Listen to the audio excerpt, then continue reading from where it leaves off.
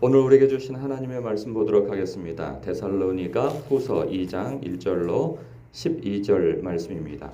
생명샘가 2월 25일 금요일 말씀 적그리스도의 출현 함께 읽겠습니다.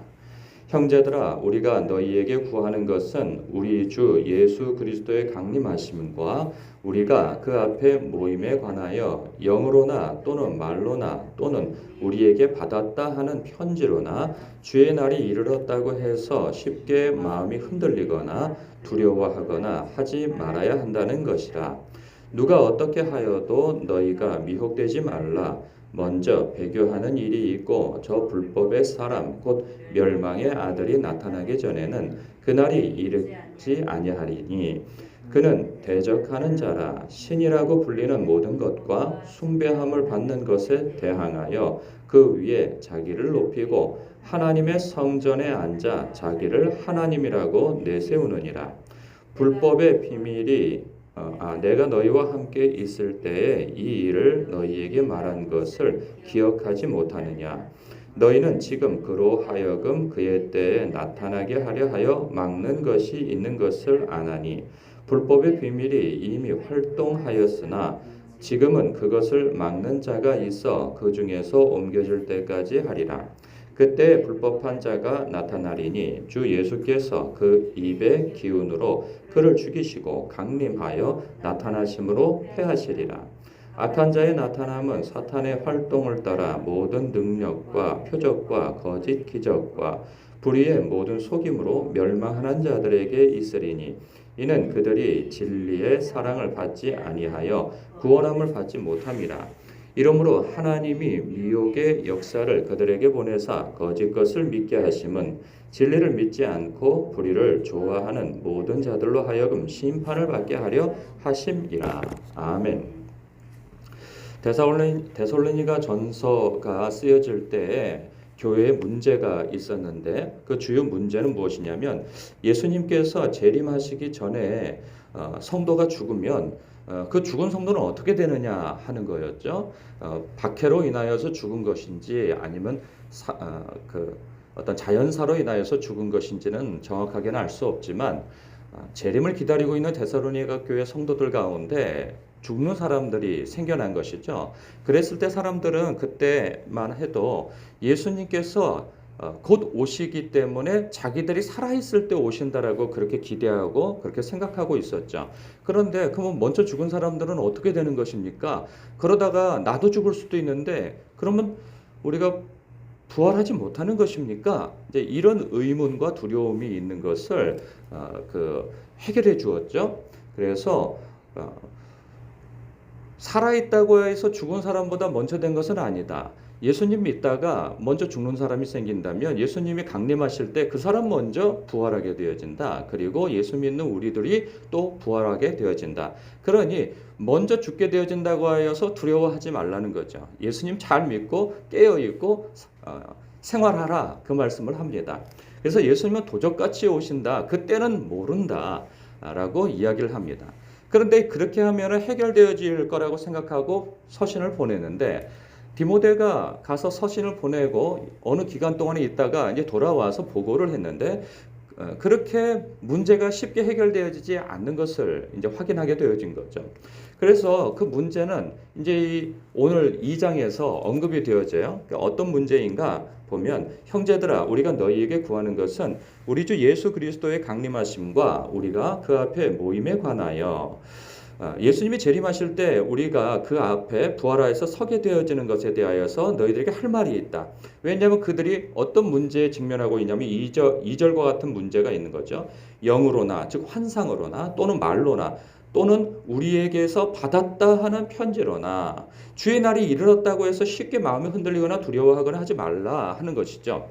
그러니까 예수님께서 이미 강림하셨다라고 이렇게 거짓된 정보와 거짓된 가르침을 가르치는 사람들이 있었던가 봅니다.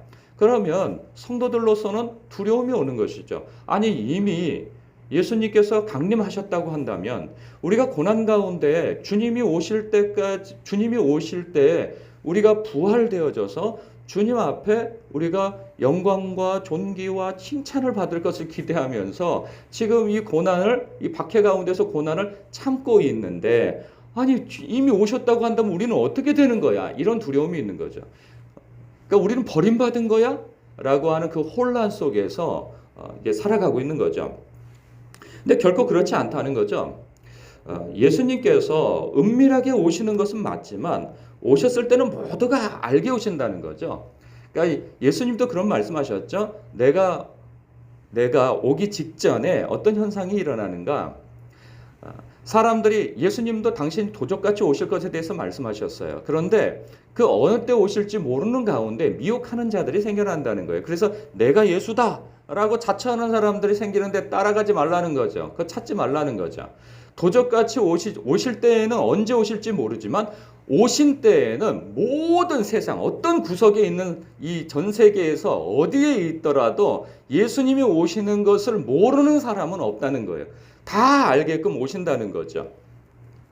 그것에 대한 이야기를 하는 겁니다. 그래서 3절에 누가 어떻게 하여도 너희가 미혹되지 말라. 그러면서 예수님이 강림하시기 직전에 생겨날 현상들에 대해서 이제 언급을 해주고 있어요. 내가 너희들에게 이미 한 말이 있다는 거죠. 5절에 보면. 그러면 그 한 말들이 무엇인가를 다시 재언급하면서 이렇게 알려주고 있어요. 그때에는 먼저 배교하는 일이 있고, 그러니까 배교가 왜 일어나겠어요? 미혹하는 것 때문에 배교가 일어나고, 배교는 믿음을 저버리는 사람들이 생겨난다는 거죠. 그리고 또 박해 때문에, 아주 극심한 박해 때문에 두려움으로 인하여서 예수님 믿는 것을 이렇게 부인하고 이제 배교하는 것이죠.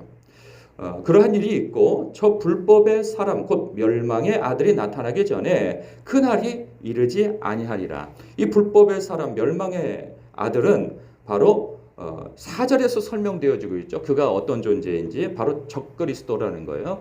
그러니까 하나님을 대적하고 교회와 성도들을 핍박하는, 이 대적하는 자라는 거죠. 그래서 그는 대적하는 자라 신이라고 불리는 모든 것과 숭배함을 받는 것에 대항하여 그 위에 자기를 높이고 하나님의 성전에 앉아 자기를 하나님이라고 내세운다는 거예요.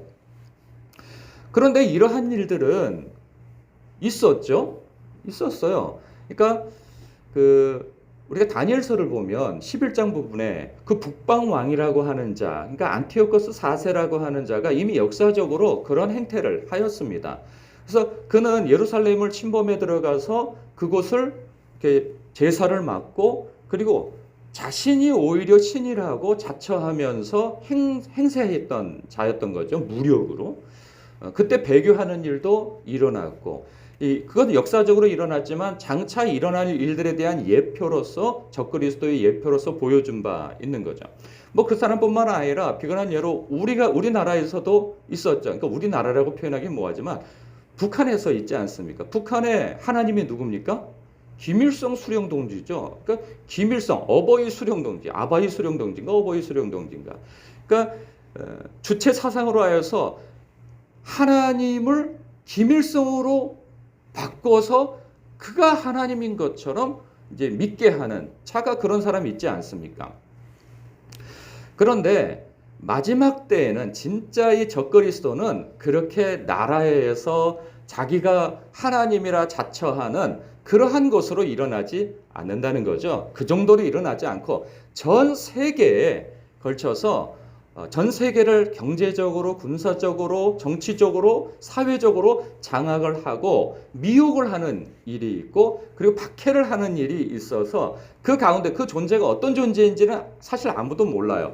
역사적으로 이 사람이 적그리스도다, 저 사람이 적그리스도다 라고 예측은 하였으나 아직까지 맞지 않았어요. 그런 거 보면 그렇게 불법의 아들이, 그리고 이 하나님과 교회와 성도를 대적하는 사람은 한 나라에서 이렇게 통치를 하는 그러한 정도의 적그리스도로 나타나지 않는다는 거죠. 그 이상의 힘을 가지고 있는 사람으로 예측을 하는 거예요. 그런데 그러함에도 불구하고 여전히 우리나라만 하더라도요, 현재 자신이 재림한 그 그리스도다, 강림한 그리스도다라고 자처하는 자들이 40명에서 50명 정도 된다고 합니다. 그러면 그 사람들이 먹고 사는 거 보면은 그 사람들을 추정하는 사람들이 많다는 것도 알 수가 있는 거죠. 그러니까 그렇게 미혹하는 사람들이 일어난다는 거예요. 그래서 5절에 6절에 보면, 그러니까 5절에서는 내가 너희들하고 함께 있을 때 얘기한 것들을 기억해 보라. 내가 너희들에게 잘 얘기해 두지 않았느냐라고 하면서 사도 바울이 그들에게 가르쳤던 것을 다시 상기시켜 주죠. 그래서 6절에 너희는 지금 그로 하여금 그의 때에 나타나게 하려 하는 것이 있는 것을 아나니, 지금 그러한 전조 현상들이 일어나는 것은 맞다. 그러나 어떤 힘에 의하여서 사실 진짜 적그리스도는 아직 출현하지 못하고 있다는 거죠. 그러나 7절에 불법의 비밀이 이미 활동하였으나 그 비슷한 일들은 일어난다는 거예요. 그러니까 지금 데살로니가 교회에도 박해를 받고 있는 그 상황 속에서 자신들이 지금 받고 있는 그 박해는 바로 적그리스도로 그러니까 사도 바울이 가르쳤던 그 적그리스도의 어떤 박해를 받고 있다고 생각한 거죠. 그러면 이 마지막 대환란을 자신들이 받고 있다고 생각하는 거예요. 근데 사실 역사적으로 많은 어떤 성도들이, 박해받던 성도들이 다 그런 생각을 가졌죠. 정치적으로, 사회적으로, 경제적으로 여러 가지 어떤 박해를 받을 때 이때가 마지막 때라고 생각했고, 이때가 어떤 적그리스도의 활동이라고, 이 성경에서 기록되어진 적그리스도의 활동이라고 생각하고 있으나 사실은 그 정도는 아니라는 거죠. 아직은 그 불법의 비밀이 이미 활동을 하고 있으나 지금은 그것을 막는 자가 있어. 누가 막겠어요? 하나님께서 막고 계시는 거죠.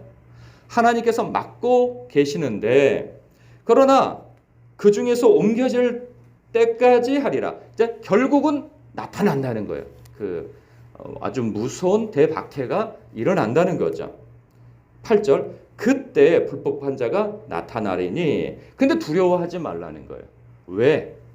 주 예수께서 그 입의 기운으로 그를 죽이시고 강림하여 나타나심으로 패하시리라. 결국은 우리 예수님께서 강림하실 때 다 쓸어버리고 정리를 하신다는 거죠. 그렇다고 한다면 이 현세를 살아갈 때 적그리스도를 대하는 성도 입장에서는 피부로 와닿는 박해 때문에 그가 하나님보다 더 높은 존재로 여겨질 정도로 그의 권세가 대단할 것이지만 결국은 그 위에 예수님이 계신다는 거예요. 하나님이 계신다는 거죠. 결국은 하나님의 통치를 받고 하나님의 다스림을 받고 하나님의 심판을 받을 자에 지나지 않는다는 거예요. 그러니 고난을 당할 때 거기에 굴복하지 말라는 말씀을 하는 거죠. 하나님이 더 크다. 우리 예수님이 더 높으시다. 그 말씀을 하는 거예요. 그러니 너희들의 그 시험 받을 때 믿음이 흔들리지 말 것에 대해서 당부를 하고 있는 것입니다. 그러면서 그 마지막 때에 일어날 현상에 대해서 다시 언급을 하고 있어요. 9절에 그때에는 악한 자의 나타남이 있을 것인데 사탄의 활동을 따라서 모든 능력과 표적과 거짓, 기적과, 그때에는 예수님도 말씀하시죠. 죽은 자도 살려내고 그리고 여러 가지 기사와 표적들을 나타내면서 내가 그리스도라 하는 거짓 선지자가 나타날 거라는 거죠. 그러나 어디에 있든 예수님이 오실 때 하늘 구름을 타고 모두가 알아보게 오실 테니까 어느 한 구석에서 내가 예수다라고 자처하는 자, 기적을 일으키면서 그렇게 나타나는 자가 있다 하더라도 그거에 미혹되지 말라고 예수님께서 말씀하신 것과 같이 그때에는 이러한 기적들이 일어날 거라는 거예요. 10절, 불의의 모든 속임으로 멸망하는 자들에게 있으리니. 그런데 그러한 사람들이 그러한 때에 누가 미혹되는가? 불의의 모든 속임으로 멸망하는 자들에게 있을 거라는 거예요. 멸망하는 자들. 그 멸망하는 자들은 어떤 자들인가? 이는 그들이 진리의 사랑을 받지 아니하여, 진리의 사랑은 예수 그리스도의 복음을 받지 않고 하나님의 사랑을 받지 않는 자들이라는 거예요. 그들이 구원을 받지 못할 것이라는 거예요. 이러므로 11절, 하나님이 미혹의 역사를 그들에게 보내사 거짓 것을 믿게 하심은 진리를 믿지 않고 불의를 좋아하는 모든 자들로 하여금 심판을 받게 하려 하심이라. 마지막 때는 하나님께서 다 흔들어 버리신다는 거죠. 흔들어 버릴 때 흔들리지 않는 것들만 남겨두신다는 거예요. 그러니까 여러분, 이 대박해가 일어나고 그때 미혹하는 자들이 일어날 거 아니겠어요? 그때를 비유로 하나님께서 흔들어 버리신다는 거죠. 온 세상을. 그러면 제일 먼저 넘어질 자들이 누구겠어요? 믿지 않는 자들이겠죠. 믿지 않는 자들은 그 박해와 그리고 미혹에서 그냥 제일 먼저 넘어질 자들입니다. 그리고 넘어질 자들이 누구겠어요? 진리를 모르는 자들인 거죠. 진리를 모르는 자. 하나님의 말씀을 모르는 자. 교회는 다녔지만 진리의 말씀에 관심이 없고 왔다 갔다 하는 그러한 설익은 연약한 신자들이겠죠. 그러한 신자들이 미혹을 받는 거예요. 조금만 어려우면은 교회 안 나갈 구실을 삼는, 신앙을 안 가질 구실을 삼는 그러한 연약한 사람들은 그냥 흔들려 버리겠죠. 넘어져 버리겠죠. 여러분, 이단에는 불신자들이 가 있지 않습니다. 이단에 대부분 미혹돼서 넘어가 있는 사람은 정통 교회에서 신앙생활 하다가 넘어간 사람들이 대부분이에요. 신천지뿐만 아니라 그냥 각종 이단에 거기에 몸을 두고 있는 사람들은 대부분이 교회에서 신앙생활 하다가 시험 받고 다 거기 미혹되어져서 거기 가 있는 거죠.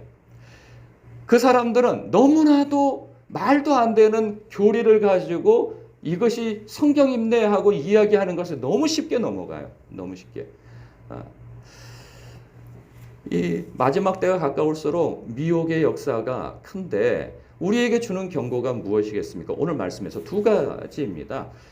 어떤 시험이 있다 할지라도 그 시험 너머에 마치 시험을 받으면 고난을 받으면 내가 고난받는 것이 가장 크고 나에게 고난을 주는 사람이 가장 강력하고 크게 보이나 실상은 그 위에 하나님이 계시다라는 것을 기억하라 하는 것입니다. 그 하나님이 너의 하나님이고 그 하나님이 너를 통치하고 다스리고 있으니 두려워하지 말고 그 하나님을 의지하라 하는 의미가 하나이고 또한 미혹되지 말라는 거죠. 여러분, 미혹되지 않으려면 어떻게 해야 되겠습니까? 말씀을 읽고 묵상하고 그래서 하나님 알기를 힘써야 하는 것이죠. 근데 하나님 아는 것을 힘쓰는데 힘을 발휘할 수 있는 그 지식, 하나님 아는 지식이 힘을 발휘할 수 있는 것은 기도입니다. 성령의 통치와 다스림을 받아 하나님의 말씀이 내 삶 가운데에서 힘을 얻어야 하는 것이죠. 그러니까 쉽게 얘기하면 말씀과 기도로 우리의 삶을 경건하게 하고 거룩하게 해 나가야 한다는 거예요. 더 쉽게 말하면 여러분들이 이미 하고 계신 것을 계속 해 나가시면 된다는 것입니다. 이 일상의 삶 속에서 이걸 살아내는 것이 쉽지 않은 거예요. 여러분들이 평소에 하고 계시다고 해서 모든 사람이 다 하고 있는 게 아니에요. 여러분 새로운 일을 다시 하기 위해서 뭘 더 힘쓸 것이 아니라 여러분들이 이미 하나님의 말씀을 가까이 하고 그리고 기도하기를 힘쓰는 일, 그래서 그 말씀 가운데 내 삶에 거룩하기 위하여서 성령께서 주시는 알게 하신 그 일들을 순종해 가는 것, 여러분이 지금껏 살아온 그 삶에 더욱 마음 쓰고 매진하여서 말씀과 기도로 거룩한 삶을 사는 것, 바로 그것을 해나가는 것이 너무나도 중요하다는 것이죠. 이 당연한 것을 하지 않을 때 미혹이 오고 넘어짐이 있다는 것입니다. 여러분은 하나님의 백성이요, 그리고 진리의 길로 잘 가고 계시니 그 길을 끝까지 가시길 주님의 이름으로 축복합니다. 기도하겠습니다.